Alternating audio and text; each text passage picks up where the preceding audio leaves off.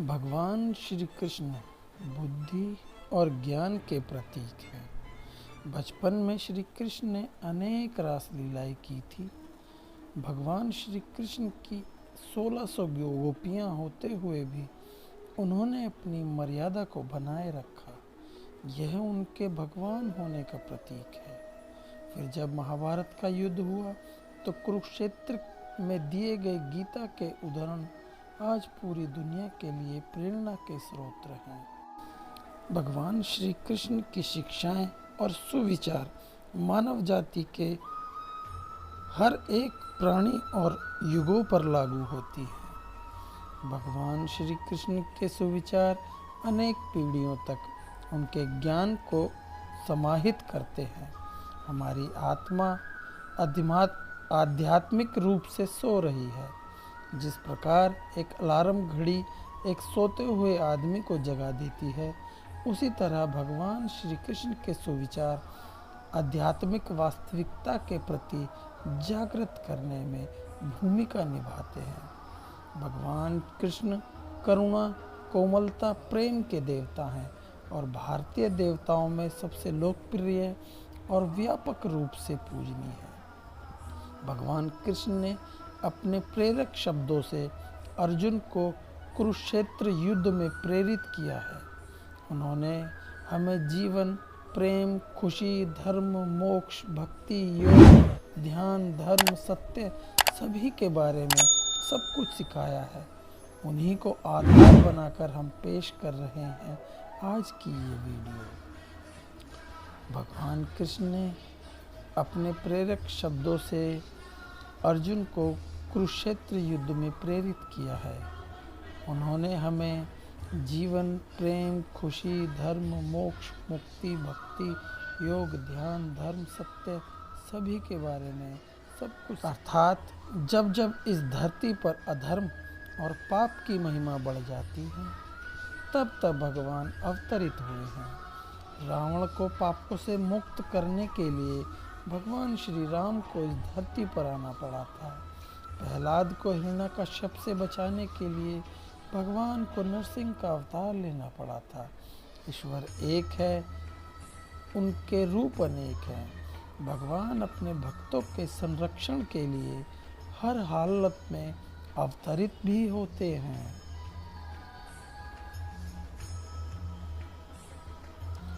आत्मा को प्रदूषित करने और नरक की तरफ बढ़ने के 3 दरवाजे हैं: वासना, क्रोध और लालच। अर्थात आत्मा वह पवित्र स्थान है जहाँ भगवान का वास होता है। अगर इस आत्मा को वासना, क्रोध जैसे गंदे विचारों से भरते हो तो आत्मा रूपी मंदिर ईश्वर के आशीर्वाद से खाली हो जाता है। जहाँ ईश्वर का वास नहीं होता वह नरक के समान ही तो है। मनुष्य अपने विश्वासों से परिणाम स्वरूप ही बनता है। जिस प्रकार से वह यकीन कर लेता है उसी प्रकार वह बन जाता है। अर्थात जब आप किसी एक विषय को अपना लक्ष्य बनाकर उस पर सतत चिंतन मंथन करते हैं तो निश्चय ही आपको सफलता हासिल कर लेते हो। उसके लिए आपको उस विषय में स्वीकार करना होगा। एक बार जब आप उसमें खो जाएंगे तो आप उसको पा भी लेंगे। असली खुशी की कुंजी यही है कि अपने मन से इच्छाओं के बोझ को हल्का कर दो। अर्थात केवल एक, अगर मेरी कोई इच्छा ही नहीं तो मुझे किस बात की चिंता।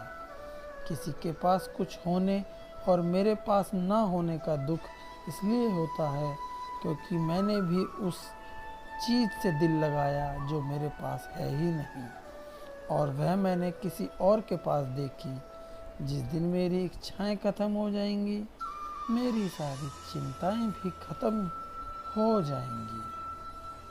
कुछ पाने की चाहत आप जितनी अधिक रखते हो, आप उतने ही निराश होते हो। अर्थात अगर कुछ मिल जाए तो खुशी का ठिकाना नहीं, अगर कुछ ना मिले तो दुख का पहाड़ टूट पड़ता है। ये हमारी चाहत ही तो है जो परिस्थितियों के अनुसार हमको बार बार विचलित करती है। क्यों ना कुछ ऐसा किया जाए जिनसे हमारी सारी चाहत खत्म हो जाए, फिर कुछ मिले या ना मिले हम निराश नहीं होंगे। आपको जो करना है उसी को करो, घमंड से मत करो, कामना से मत करो, द्वेष भावना से मत करो, बल्कि प्यार, दया और विनम्रता से करो। अर्थात आपको क्या लगता है आपने जो किया उसका परिणाम वही मिलेगा जो आप सोच रहे हैं। अगर आपने अपने कर्म मार्ग में अहंकार, ईर्ष्या, वासना को शामिल किया है तो आपको प्रतिकूल परिणाम मिलेंगे। अपने कर्मों की गति में करुणा को शामिल करें, आपको अपने हर कर्म का सत्फल भी मिलेगा। जिसने अपने मन पर विजय प्राप्त कर ली है उसके लिए मन सबसे अच्छा मित्र है, लेकिन जो ऐसा करने में असफल रहा है उसके लिए मन सबसे बड़ा शत्रु है। अर्थात हमारा मन यांत्रिक रूप से भटकता रहता है, जो देखता है उसी के पीछे भागने लगता है। ऐसा मन कभी आपको जीतने नहीं देगा। अगर जीत मिल भी गई तो एक और नया लक्ष्य बना लेगा, फिर उसके पीछे भागने लगेगा। ऐसे में आपका मन आपका सबसे बड़ा शत्रु बन जाएगा।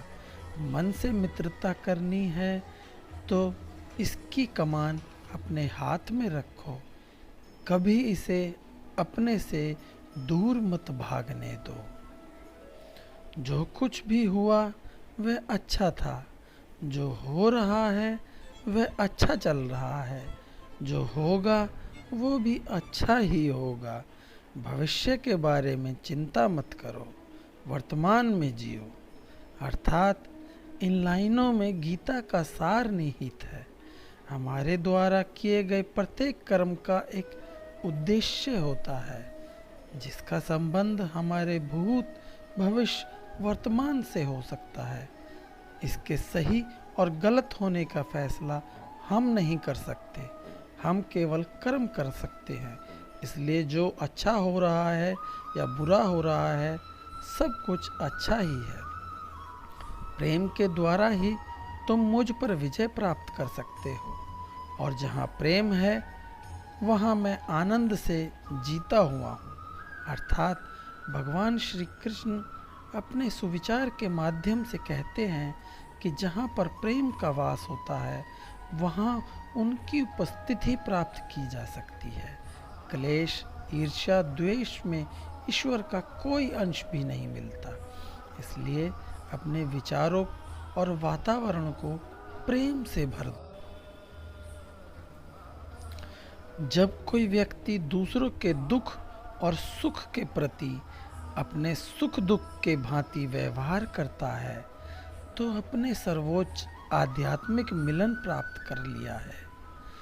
अर्थात यह दुनिया मोह बंधन से बंधी हुई है।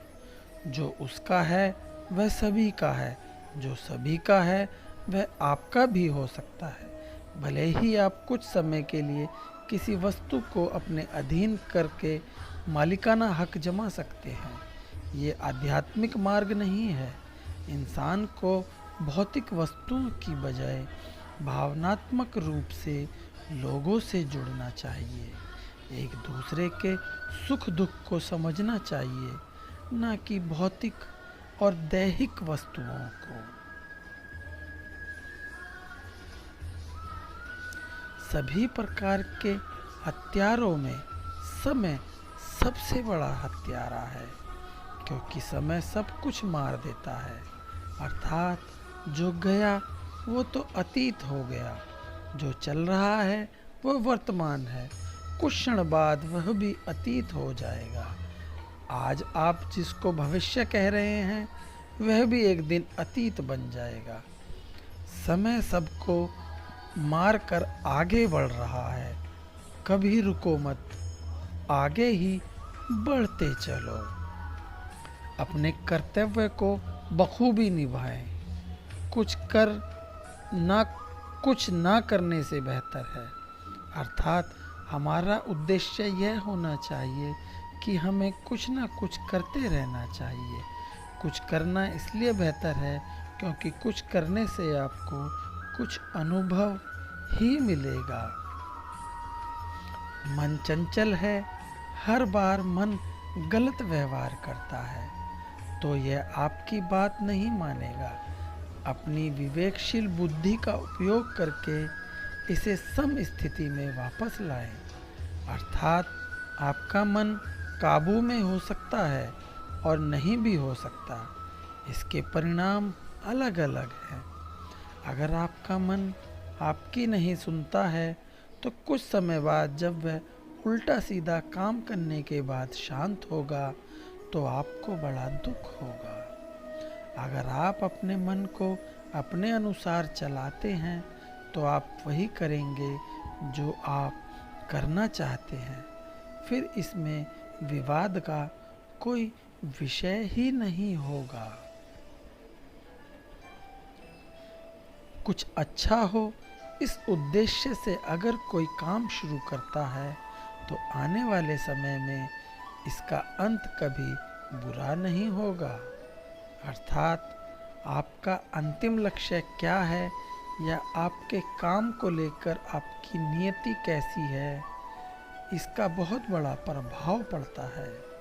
यकीन मानकर चलिए, अगर आपने कुछ अच्छा किया है यह सोचकर किसी काम की शुरुआत की है तो निश्चित ही इसका सकारात्मक परिणाम आपको अवश्य मिलेगा। इंद्रियों से मिटने वाली प्यास पहले अमृत जैसी लेकिन बाद में जहर के समान लगती है। अर्थात क्षणिक सुख और दुख सबसे भयानक होता है। एक पल में मिलने वाली खुशी आपको ज़्यादा देर तक खुश नहीं रख सकती है। हमारी इंद्रियां दर दर भटकती हैं, कुछ ना कुछ वह ढूंढती रहती है। जहाँ कोई मौका मिले वहाँ तृप्ति कर लेती हैं। उस वक्त या उस एक क्षण के लिए आपको अमृत का स्वाद मिल सकता है, लेकिन अंत में आपको इसका पछतावा करना पड़ेगा। जितना आपने मधुर स्वाद चखा है उसके बराबर आपको विष भी पीना पड़ेगा। मैंने आपको बनाते समय कोई गलती नहीं की। आपको अपने आप को वैसा ही देखने की ज़रूरत है जैसा मैं आपको देखते हैं। अर्थात भाग्य का साथ ना देना, मेहनत का फल ना मिलना, इन सब का दोष हम भगवान पर लगाते हैं। यह गलत है। भगवान ने हम सभी को बराबर संसाधन दिए हैं। हाँ, हो सकता है किसी को कुछ ज़्यादा अमीर बना दिया हो या किसी को शरीर से अपंग बना दिया हो, लेकिन इसका भी एक विशेष कारण होता है। जो मिला है उसको स्वीकार करें। भगवान भी आपको इसी स्थिति में देखना चाहता है। ये थे भगवान श्री कृष्ण के मुख से निकले हुए सुविचार। आपको वीडियो कैसी लगी कमेंट्स में ज़रूर बताएं। चैनल को सब्सक्राइब करें, लाइक करें और अपने मित्रों में इसको शेयर भी करें। धन्यवाद।